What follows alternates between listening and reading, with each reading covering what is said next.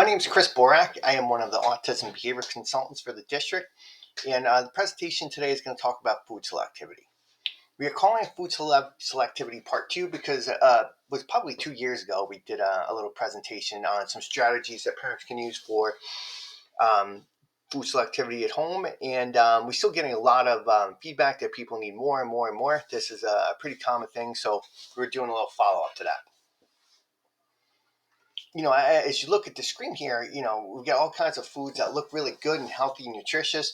Now, I wouldn't be surprised to hear if there are many of you who are watching this who are looking at all this food and thinking, if my child would just eat one of these, I'd be so happy. You're not alone out there. We'll go over some of the stats and how common it is, and going to show you a pretty intensive example that was really successful, but there's little parts of that you could always use at home too. So let's get started with that. Overall, it's selective eating. It's called a couple different things. There's a couple different ways it presents. You might hear picky eaters, you might hear selective eaters. A lot of times those terms are interchangeable. But the way it presents is typically two different ways. You have the flat out food refusals, which thankfully is not very common, but it is common in the for people with autism. Not super common. I'll go over the stats in a second, but that's when the child won't eat anything at all. The more common variety that you see of this is that there's a decreased variety and restricted intake to a few frequently eaten foods. So the child's that picky eater that you think of. They only eat McDonald's, chicken nuggets, pizza and pretzel sticks, but not rounds, pretzels. Has to be the pretzel sticks, that kind of stuff. So, like I was saying, it's a pretty common thing that we see for children with autism. Some of the stats out there indicate that 25% of typically developing kids, so 1 in 4, will have some form of eating difficulties or food selectivity. For kids with just general developmental disabilities, see it 33 to 45% of the time. Children with autism, 72% of statistics say of children with autism might consume low levels of food or have some difficulties with food selectivity. And what thankfully is the lower percentage is 13% of children with autism display total food refusal, where they will not eat anything at all. Obviously very, very serious. Sometimes these children end up on feeding tubes, things like that for a while. Not something, like I said, is common, not something I've ever dealt with personally. It usually falls into the range in the 72% range. Where it's just the low levels of food and very selective, small repertoires of food. So the causes vary quite a bit. There's medical things such as GI issues, students with reflux, bad constipation issues, some sort of medical history that's affected their interest or ability to eat in the past. Sensory integration difficulties is a big one. We see lots of kids who will only eat food that are a certain texture, really doesn't go by the taste of it. They'll only eat soft things like the yogurts and puddings, or they'll only eat crunchy things like pretzel sticks and chips and something that where they can crunch on, break down like that.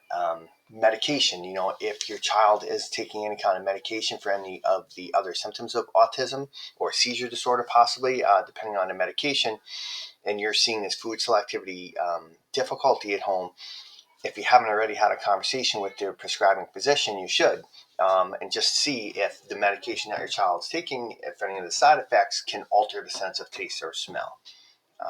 Because that's one that's out in the literature as a cause as well. Inadvertent history of parental reinforcement of food selectivity behaviors. So what that means is, you have a child who's tried to not have certain foods in the past, and we as either teachers or parents reinforce that by saying it's okay. They're sitting at the table, they throw a fit, they don't want to eat the food, and we take it away and give them something they want. So in our efforts to keep the child calm and to try to keep our little children happy, a lot of times this is starting when they're 2 years old, 3 years old. And instead of building up that repertoire, we tend to decrease the repertoire and only give them what they want. And this can kind of shape itself over time as well. And interestingly enough, just having autism is listed as a medical condition that can lead to food selectivity.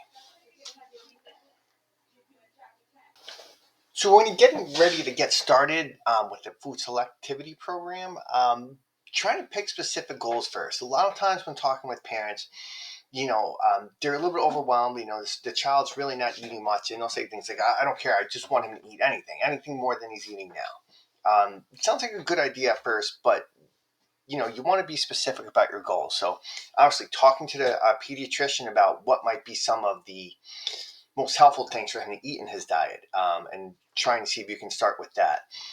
Sometimes your goals are different from one parent to the next. You might want to see the child eat more of what he's already eating. He's already has a decently sized repertoire, but he just doesn't eat very much of it. So you want to try to increase the number, or the amount of food, I should say, that he's eating out of that repertoire. Sometimes he's got a very small repertoire of things that they eat, and you want to expand on that. But be sure you think all that through a little bit first, and try to pick specific goals for the child. Some foods too, when you're trying to decide what foods to eat, now you talk to a pediatrician, but things like fruit, or, those can taste differently every time you eat fruit. So if, you say you're eating like an apple that's a little bit overripe, or a pineapple that can change textures. It can change the way it tastes a little bit from one time to the next when you take bites. So you want to plan all that ahead, and those might not be the best things to get started with. Things that taste kind of relatively the same each time that you eat them, that's usually a good place to start. The other thing I usually recommend is to try to stay away from meal times with this. It seems like it makes the most sense. It's dinner time. Let's sit down and we'll work on having him eat more things, he or she eat more things. But it becomes very challenging during dinner time if you've never actively tried to increase the amount that your child's eating before. You might not realize how time consuming it could be. It's going to pull away from your meal. It's going to disrupt your whole family's dinner. And sometimes that's where we see it like not get followed through on. Like you're trying to eat and you're trying to do this at the same time, and it just doesn't usually work out. And in some cases it does, but a lot of times it won't. So we usually say you start with snack time, or like on the weekends, and you start kind of introducing things in the middle of the day when you can really focus on it and plan ahead and pay attention to what's going on, and not get distracted by maybe helping your other kids at their dinner or their breakfast, and so on and so forth like that. So think like snack time or a midday when you can really commit yourself to it. So shaping is a common intervention that we use, and teaching strategy that we use for addressing food selectivity. If you're not familiar with shaping, the definition here is to take your overall goal and breaking it down into successive approximations, aka baby steps, and reinforce those baby steps and build up towards your overall goal. So if your overall goal is for the child to try a new piece of food, some of the possible shaping steps in those successive approximations or baby steps could be, start with looking at the food. Some kids, when you try something like this, they don't even want the food on their plate. They won't look at it. They want nothing to do with it. So that's a first step. And then you reinforce that. Progress on to smelling the foods, just kind of putting up to their nose and smelling it. For a lot of kids, that's a huge step. Kissing the food, kind of touching it to their mouth, touching it to their teeth, and then eventually building up to your overall goal of swallowing a bite of the food to try it. A lot of times kids like the food, it's just after they actually try it, but it's getting them to try it that is the hard part. So I have a video, it's only a couple minutes, it's about 6 or 7 minutes, of an intensive program that was done in a clinic where they used a shaping procedure just like this, and they had some really good success. So watch that now, and then after that, I'm going to talk a little bit about it afterwards, but I want you to kind of see it in action first. Chip is a 17-year-old boy who enjoys playing computer games, watching Peppa Pig videos, and taking mail to our local post office. When he was younger, he was very ill and threw up everything he ate. At one point, the doctors were concerned he had leukemia. He was soon diagnosed with failure to thrive and refused to eat all the foods he used to. He currently eats mandarin oranges, Pringles, McDonald's french fries, and the occasional fruit cocktail.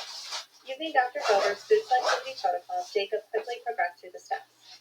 From looking at food, to smelling it,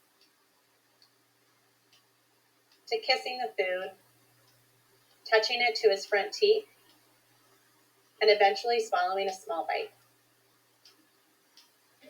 Now you get to pick. Which one? Which one? Aldana? During baseline, the board is all green, meaning Jacob can choose to do any mealtime behavior and earn computer time. This is if you pick one. So you have to pick a food and put it on. What do you want to do? No, Strawberry? no more Selectivity. No more Selectivity. Jacob is learning the game and very nervous about being required to eat the food. It took a few trials to understand he could simply look at the food to earn computer time. No, don't. So you just have to touch plate. Don't chocolate plate. You want to pick a different food? No, couldn't. We get computer for doing one of these. One, a dime. No eat. You don't have to eat it. You can look at it. You can touch the plate. What do you want to do? That one, You want to look at it covered? that one, Okay. that. Because Jacob is learning the game, I allowed him to change his choices and explore the board. It took a lot of reassurance for him to know he would not be required to eat the food. Which one? Green bean? No gravy. No. You're not eating. You're not eating it, bud. Fast cookie. You don't have to eat it. Look, you chose look covered. You did it! You did. Yeah, good job. After baseline, Jacob continued to work on looking at the food covered. Don't touch. Don't touch. You just want to look at it? So look, just do this. Nope. Oh. You No, can, don't touch it. look, you're just looking. Just look with your eyes. There you go. Nice. As Jacob mastered the steps, we upped the ante by making the next difficult step green and the previous steps yellow or red. Yellow earns sitting and hanging out with the clinician, while red does not earn anything. It took time for Jacob to learn the differences. At this point, the minimum requirement is for Jacob to smell the food. Yogurt. What are you going to do with yogurt? No touching food. Okay, so you touched it. Look, that's yellow. So we're just going to sit. Yellow. No touching. No touching. No touching food. You already touched it, so we're going to sit. Sit. If you want iPad, or if you want computer, you have to do a green one. The blue one.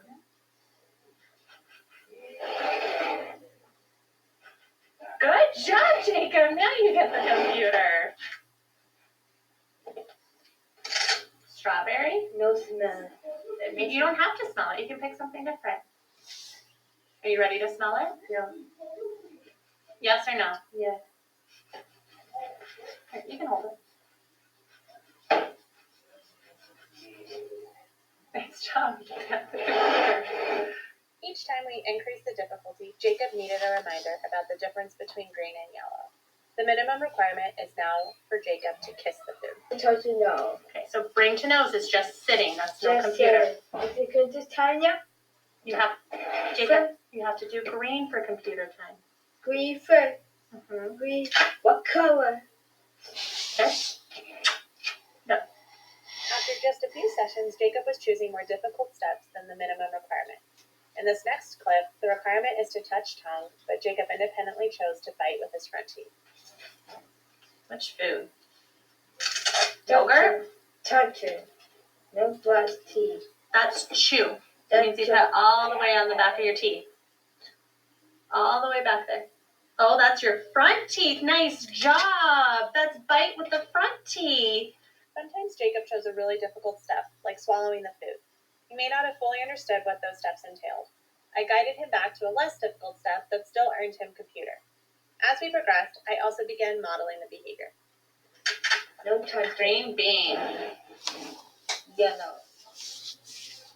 Let's swallow. The swallow. Do you want to swallow it? Swallow. You gotta bite and chew. And chew. Oh, that's putting it in your mouth. That was very close. Why don't you just try this? Do you want to bite or touch on your teeth? Touching. Touch on your teeth. So try that. Just on your teeth. Like this. Look. Like this. Good job. Jacob independently chose to skip the steps of holding on tongue and consistently demonstrated touching food to his front teeth with no problem behavior. The next step is to bite the food into 2 pieces with his front teeth. He's not required to keep the food in his mouth and should spit it out after the bite. Don't bite teeth. Up to this point, we used a fork or spoon with the food. As seen in earlier clips, Jacob would put the fork too far back in his mouth, making himself cough. So watch. Go on, Mommy. Go Watch on. me. Ready? We removed the fork, and I modeled using my hands to bite the food into 2 pieces. 1, 2. What's your turn? Good Try. ear. 1, 2. There you go. Spit that out. There you go. You did it, Jacob. In the same session, Jacob chose trying to swallow a bite of the green bean. What food? Yeah. Green bean means you want to swallow it? Yeah. Okay. Yeah. I modeled chewing the bite 5 times and then swallowing. You're going to take it and chew. 1, 1, 2, 2, 3, 4. Look at me. 3, 4, 4, 5, and 6. swallow. Swallow. 1, 2, 3, 4, 5. Let's do swallow just 1 bite. 1 bite. So you can take this. We take it, the mom, Chew. and the 1. 1, 2, 3, 4. You have to swallow it. You chose swallow. Swallow. So you have to swallow it, but you can chew it first. 1, 2, 3, 4, 5. And swallow. All the way down. Swallow. Help, help, help. Help, help, help. Help, help. Done. You swallowed it, Jacob! This was our last session before schools closed. It was great to end on such a high note. So interesting video, right? They made a lot of progress with that little boy and what he was going to eat and what he would try. So shaping, a couple things to keep in mind. It does require quite a bit of patience. As you can see in the video, it wasn't a quick fix by any means. That was time elapsed, obviously, over a period of weeks or maybe even months. And they started with real baby steps to the fact where he was able to earn just for looking at a piece of food covered. Because you want to get that compliance. You want to get him to participate in something that you're doing to earn access to that reinforcement. You don't want the answer to always be no, and then you try forcing, and none of that is a good thing to do with this. So it's a lot of patience with a shaping procedure like this. And you remember, you're always reinforcing those baby steps. Every little thing he did that they wanted him to do, he earned for. And that's where you're going to see success with a shaping type of program. So keep that in mind. They also provided the opportunity for choice. They didn't pick one kind of food and say, hey, this is what you're going to try today. This is what you have to eat. The instructor gave him choice of food. He also gave him choice of which behavior he was going to display. So there was that huge option. He could smell it. He can put it to his lips. He could look at it. He could look at it covered. He could touch it to his teeth. There's lots of different things he could do to earn. It wasn't just you have to do this and eat this. So there's a choice of food. There's a choice of what he had to do. And he was successful with that. And they also, another shaping procedure that they did, that they shaped it over time to make the criteria a little more harder upon success for him to earn. So in the beginning, he was able to look at it on the plate covered with a napkin. Easy earning. As he started getting that and started getting into more of the behaviors that they wanted to see, it's great if he did this, but they changed the magnitude of the reinforcer to where he could earn just sitting with the instructor, as opposed to earning his iPad, lower magnitude reinforcer because he did something that was already in his repertoire. And he had the higher magnitude reinforcer for when he did the things that they really needed to see that he wasn't doing yet. So lots of different things built into a program like this, but really successful as well, as you saw. Visual cues are huge for something like this. All those choices, they didn't just tell him you can smell, with your nose, you can touch it to your teeth. They had a visual for him to choose from. Can't even get into enough. We could probably do a whole hour just talking about visual cues in general. Maybe that's a topic for another parent training. But visual cues can be very helpful with this because the choices are there of what the different behaviors are that he can do. They also had, they discriminated those choices with the different colors on the stickers. So if it was green, and then that's something you would earn for. Yellow was the lower magnitude, and red wasn't really going to earn for that. So they also gave him the visuals in that. And they didn't just tell him this. They didn't just sit there and they didn't yell at him. Everything was calm, and they gave him the choices and embedded those choices in with visuals, and that was really successful. So depending on what you're doing, visuals are a really easy strategy to implement sometimes, because it could just even be just a first then board kind of thing. Just a choice of like the different foods, making something like you saw in there can be pretty intensive and outside of your comfort level. But just the simple things, choices of foods, a reminder of what he's going to earn afterwards, he or she is going to earn afterwards. That all goes a long way too, and those things shouldn't be overlooked. It really helps, the visuals really help with assisting with stating clear expectations of what the child is supposed to do.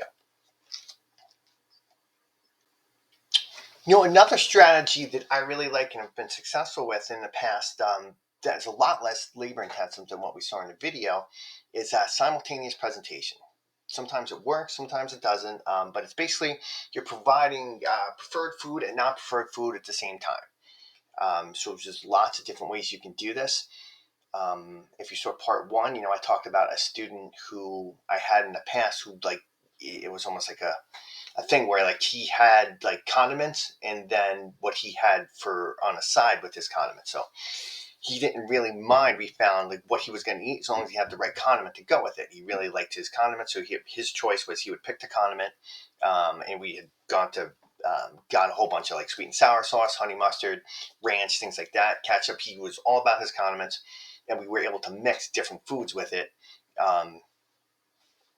And he would try new things as long as it was with the condiment. And what we did was just fade out the amount of the condiment that we gave over time, so we could actually make sure he got the taste of food and control, a little bit with the condiments. And we had a lot of success expanding his repertoire with a program like that. But it doesn't have to be condiments. We've done it with kids who only eat one kind of cereal. And family really wants to expand that repertoire, so we start mixing in little bits at a time and it's really a combination of shaping and simultaneous presentation too, because you're mixing a little bit of like the non-preferred cereal or the novel cereal that he's never had before, and you can't get him to try in with a whole lot of his preferred cereal, and you kind of shape that percentage over time as he's eating it and he's not minding it. You mix it all in, and then you increase the amount of the novel and the new cereal, decrease the amount of the preferred cereal a little bit, and you can have success that way too. Reinforcement is super important with this also. Every time you're getting that behavior that you want to see, you want to make sure that you provide the reinforcement. Again, in reinforcement, we could spend a whole parent training session just talking about different kinds of reinforcement. Reinforcement is all, sometimes they call it like bribing a kid. I don't want to bribe them. I don't want to, always have them expect stuff, but it's not necessarily a bribe. It's just something that follows a behavior that makes it more likely that behavior is going to occur again in the future. So stay away from that bribing mentality. Reinforcement is a super successful strategy for increasing behavior. So you want to make that part of any kind of feeding program that you're going to implement. Ideally, it should be something that can be done at the table while you're working on this. In some cases, it's not, and the student only has one thing that they like going out on a swing in the backyard. That makes it a little more challenging, but it's still workable. But if you have things where they will, like in the video, that student earned an iPad, that's really convenient. That works out really well. So, talking to maybe your child's teacher about some things that they really enjoy doing in school that they might be able to use as reinforcement. Talking to other professionals, if you are getting any help at home, those things might be helpful. You probably have a good idea of the things that your child likes too. So just making those things contingent on the student displaying the expected behavior that you want to see, that really goes a long way to help with this. But simultaneous presentation is great. We've even done it with kids, like mixing, milk and water together, or things like that. You can do it with liquids. You can do it, like I said, with the condiments, or, how many of us would love to see our kids like eat a salad like this? It's a healthy option. It's good for them. You start off small. Maybe you get them to eat like the cheese, and then you mix some lettuce in with it, or you get them to try the tomato. And if they like the tomato, and you can mix in some lettuce with that, or maybe they like the lettuce and you just have to add to the lettuce. Everyone's going to be a little bit different with something like this, but it can be a really successful strategy as well.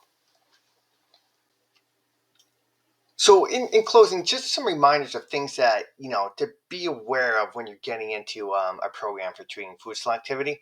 Like I mentioned before, training at mealtime, I usually don't recommend. Pick a designated time where you can give your attention to the child, to what you're doing, without having other distractions going on.